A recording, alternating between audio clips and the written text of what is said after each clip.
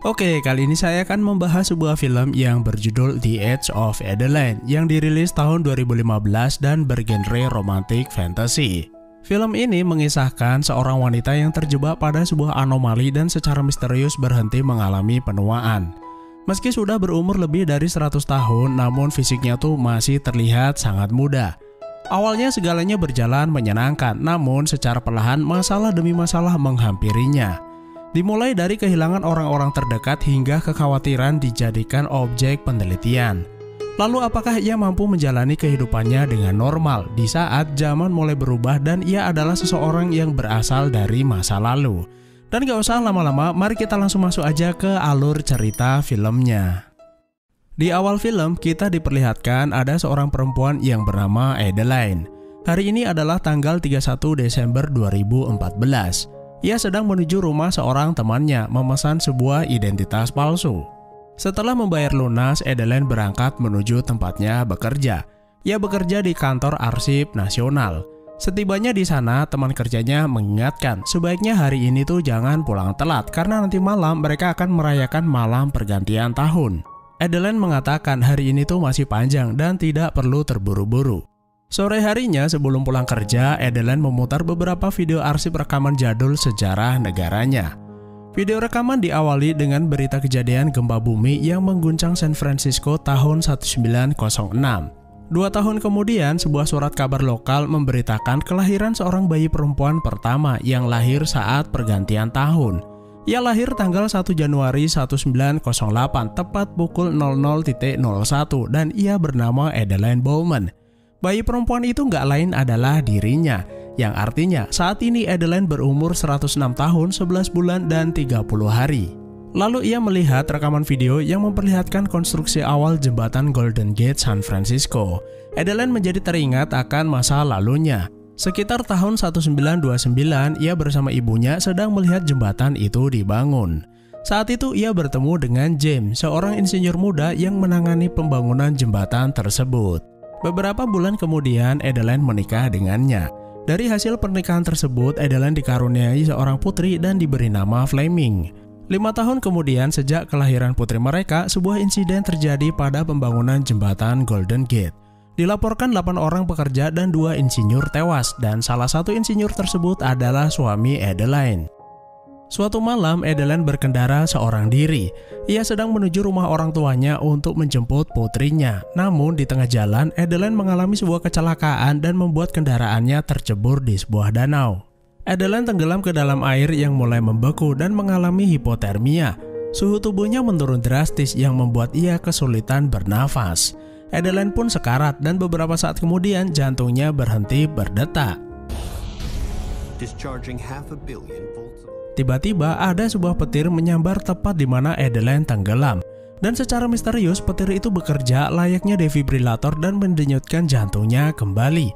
Adaline pun selamat karenanya. Dan sejak saat itulah Adaline berhenti mengalami penuaan. Kemudian scene berganti ke beberapa tahun sejak petir menyambarnya. Saat itu Adaline masih belum menyadari bahwa dirinya berhenti mengalami penuaan. Beberapa teman-temannya juga kagum akan dirinya yang terlihat awet muda. Bahkan ia dan Fleming, putrinya, lebih seperti kakak adik daripada ibu dan anak. Adaline mengatakan bahwa resep awet muda adalah banyak minum air putih, maksudnya tuh air bening, serta rajin berolahraga. Kemudian di suatu sore, saat sedang berkendara, Adaline gak sengaja menerobos lampu merah. Hal itu membuat seorang polisi menghentikannya dan meminta Adaline menunjukkan SIM dan STNK. Lalu terjadilah sesuatu yang kurang menyenangkan. Polisi tidak percaya bahwa Adaline lahir tahun 1908. Sedangkan saat ini adalah tahun 1953, yang artinya Adaline sudah berumur 45 tahun. Polisi tidak mempercayai penampilan Adaline yang terlihat jauh lebih muda daripada umurnya.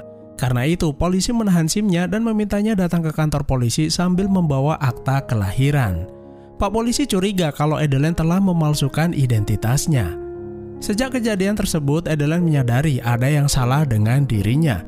Adaline memutuskan pulang ke San Francisco dan bekerja di sebuah fakultas kedokteran. Ia mencari berbagai macam artikel dan mempelajari segala hal kemungkinan yang terjadi pada dirinya. Setahun kemudian, Adaline tetap tidak menemukan penjelasan ilmiah atas kondisinya. Dan mau gak mau ia harus menerima kenyataan tersebut. Adeline menceritakan kondisinya kepada Fleming dan memintanya untuk merahasiakan hal tersebut. Setiap 10 tahun, Adeline akan terus berpindah dan merubah identitas serta penampilannya. Tentu saja hal tersebut agar orang-orang tidak mengenali dan lupa akan dirinya. Oke, kita kembali ke masa sekarang, 31 Desember 2014 atau sekitar 60 tahun sejak pertama kali Adeline menceritakan kondisinya kepada Fleming. Malam itu, Adeline pergi ke sebuah pesta perayaan malam tahun baru. Setelah berganti tahun, tentunya Adeline akan berumur 107 tahun. Saat sedang duduk bersama rekan-rekannya, Adeline melihat seorang pria yang memperhatikannya terus-menerus. Kecantikan alami yang dimiliki Adeline menarik perhatian banyak pria yang bertemu dengannya. Namun, sepertinya ia tidak memperdulikan mereka dan pergi begitu saja. Saat hendak pulang, tanpa sengaja Adeline bertemu dengan pria yang menatap dirinya sebelumnya. Pria itu bernama Alice dan Adeline juga mengenalkan dirinya sebagai Jenny. Alice menemani Adeline saat menuju pintu keluar dan bercerita banyak hal. Namun Adeline malah bersikap dingin terhadap Alice. Alice tidak menyerah untuk mengetahui siapa wanita misterius tersebut. Namun Adeline hanya mengucapkan selamat tahun baru lalu pergi. Hal tersebut cukup wajar jika Adeline menutup diri termasuk hatinya. Ia tidak ingin rahasianya diketahui. Selain itu, ia juga tidak ingin melihat orang-orang yang dicintainya tiada meninggalkan dirinya satu persatu. Keesokan harinya di sebuah restoran, Adeline bertemu dengan seorang wanita sepuh yang gak lain adalah Fleming, putrinya. Fleming menemui ibunya karena hari itu adalah hari ulang tahunnya. Happy birthday, Mama. Adeline juga memberitahu Fleming tentang rencananya bahwa sebentar lagi ia akan pindah. Saat bekerja, rekannya memberitahu bahwa seseorang yang sering memberikan donasi akan datang untuk berkunjung. Dan ternyata orang itu adalah Alice.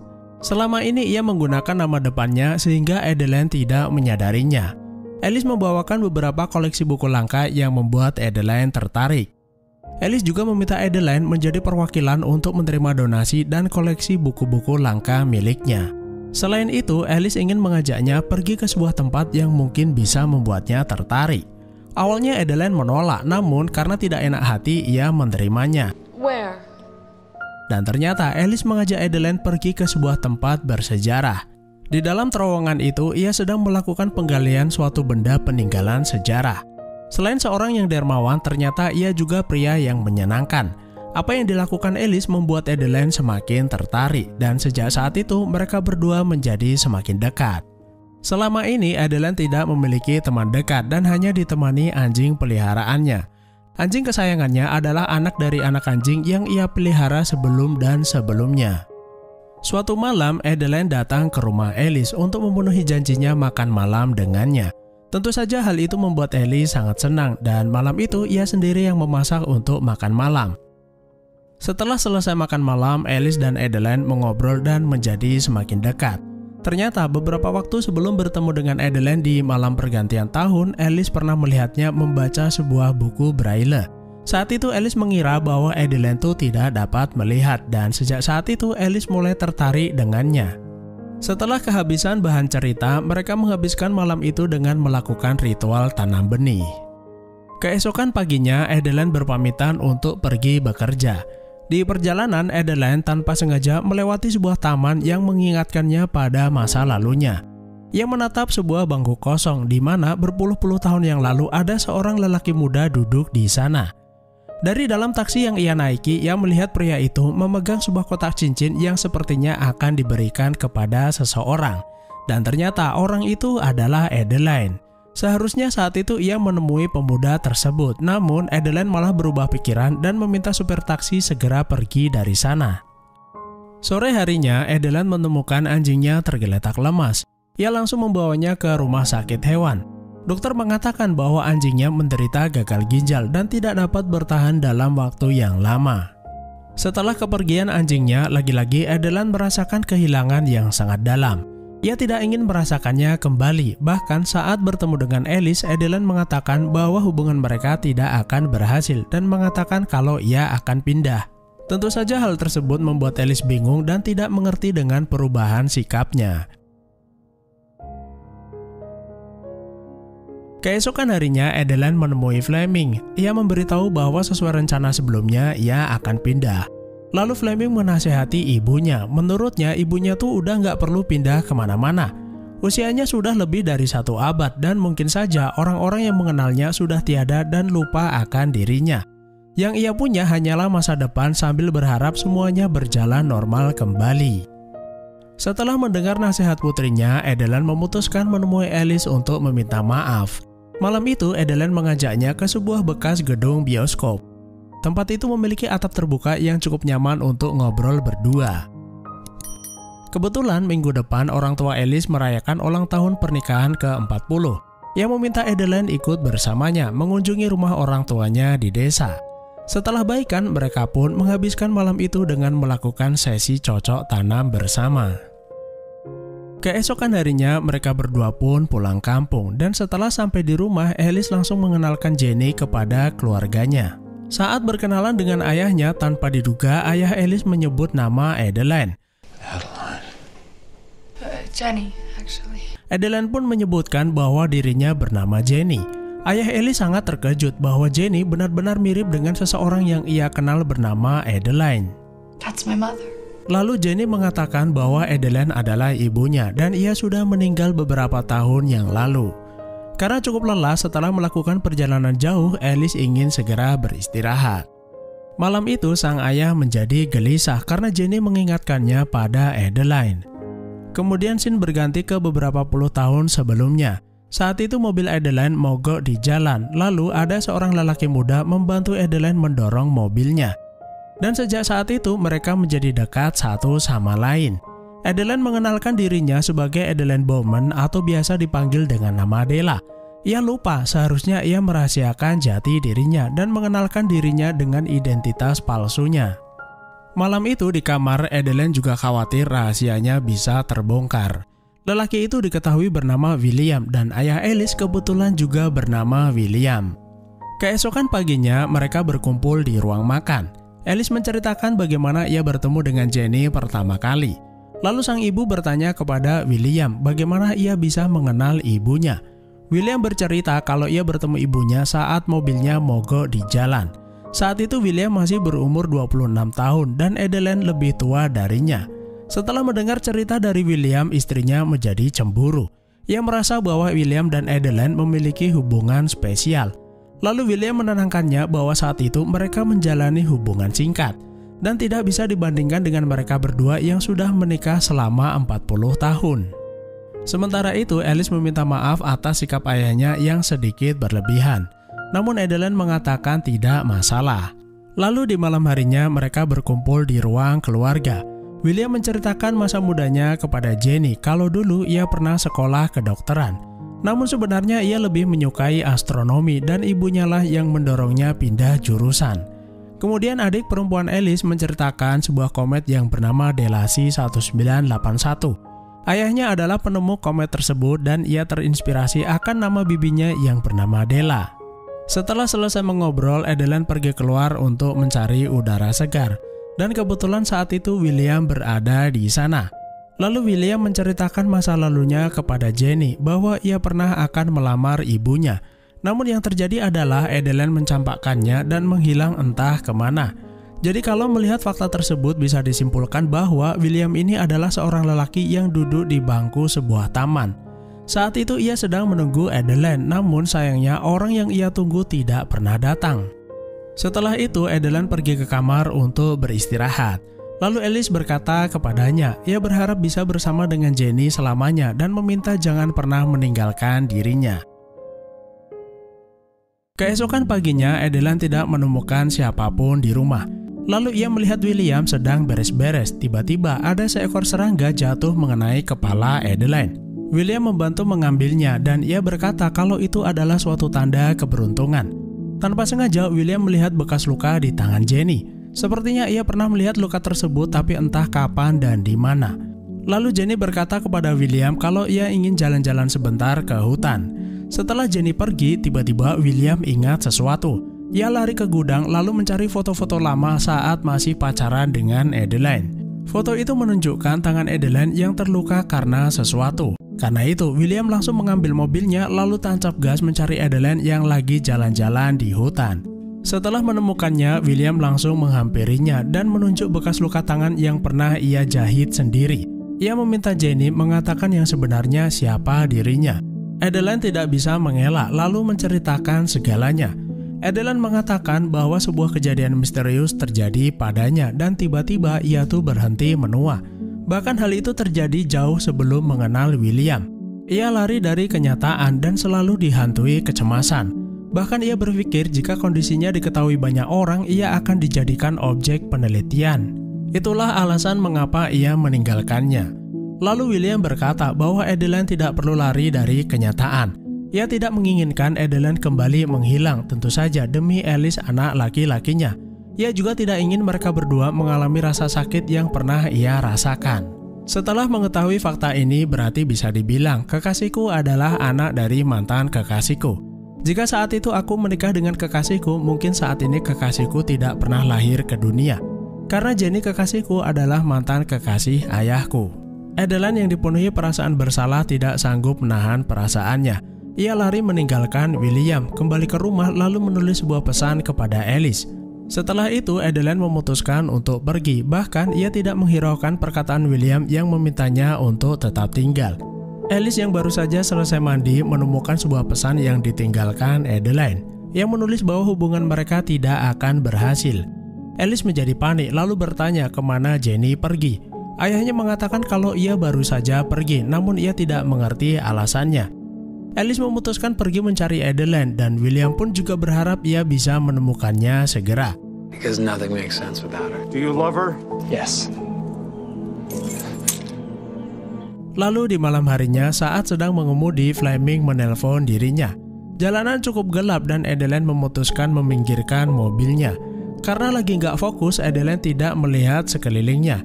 Lalu ada sebuah mobil datang menabraknya dan bukannya menolong, mobil itu malah kabur begitu saja. Kecelakaan itu membuat Adeline terlempar keluar dan pingsan saat itu juga. Kondisi cuaca dingin membuat tubuh Adeline mengalami hipotermia yang membuat metabolisme melambat. Dan kondisi tersebut bisa membuatnya koma bahkan mengalami mati suri. A state of suspended animation. Gak lama kemudian Alice melintasi jalan tersebut dan melihat ada sebuah kecelakaan. Ia mengenali kendaraan itu lalu segera menolong Jenny, namun sayangnya Jenny sudah berhenti bernafas. Sebagai orang yang pernah belajar kedokteran, Alice melakukan pertolongan CPR kepada Jenny. CPR merupakan upaya pertolongan medis untuk mengembalikan kemampuan bernafas. Salah satu caranya adalah menekan dada korban secara berulang. Namun sayangnya upayanya itu tidak membuahkan hasil. Selang beberapa saat ambulan datang ke TKP. Mereka memasang alat defibrilator untuk mendenyutkan jantungnya kembali. Dan setelah beberapa kali percobaan, Adeline pun kembali bernafas. Setelah itu Adeline dibawa ambulan menuju rumah sakit. Perawat mengatakan bahwa kondisi Adeline sangat lemah namun sudah berangsur membaik. Alice sangat bersyukur bahwa nyawanya bisa diselamatkan. Adeline pun meminta maaf kepada Alice dan tidak seharusnya ia meninggalkan dirinya. Kemudian ia memberitahu Alice bahwa namanya bukan Jenny, lalu ia menceritakan dirinya yang sebenarnya kepada Alice. Saat yang bersamaan Fleming datang menjenguk. Ia sangat khawatir dengan ibunya setelah mendengar kecelakaan yang menimpanya. Namun Adeline berkata kalau dirinya tuh baik-baik aja. Adeline juga mengenalkan Alice yang selama ini diceritakan kepadanya, dan kepada Alice Fleming mengaku kalau ia adalah neneknya. I'm Jenny's grandmother. Lalu Adeline tersenyum dan memberitahu Fleming kalau Alice sebenarnya sudah mengetahui siapa dirinya. Scene berganti ke 1 tahun kemudian, atau tepatnya 31 Desember 2015. Terlihat Adeline sedang mempersiapkan diri untuk datang ke acara perayaan malam tahun baru. Dan tentu saja saat ini Adeline sudah menikah dengan Alice. Saat berdandan, Adeline menyadari ada yang aneh dengan rambutnya. Ia menemukan sehelai rambut putih di kepalanya, yang artinya siklus alami penuaan terjadi pada diri Adeline. Lalu film ditutup bersamaan dengan melintasnya komet Delasi 1981. Jadi kesimpulannya adalah Adeline kembali normal dan mengalami proses penuaan menjelang usianya yang ke-108. Film ini tuh seolah memberi pesan moral bahwa nggak selamanya awet muda itu memberi kebahagiaan. Terlebih jika harus rela melakukan segalanya untuk mendapatkan awet muda. Orang-orang rela melakukan operasi bahkan pergi ke dukun agar terlihat sempurna di mata orang lain. Namun sejatinya kebahagiaan dan kesempurnaan tidak dinilai bagaimana cara orang lain memandang, namun dari diri kita sendiri yang selalu bersyukur atas apa yang sudah dimiliki. Oke, terima kasih sudah menonton, sehat selalu buat kalian dan sampai jumpa di next video.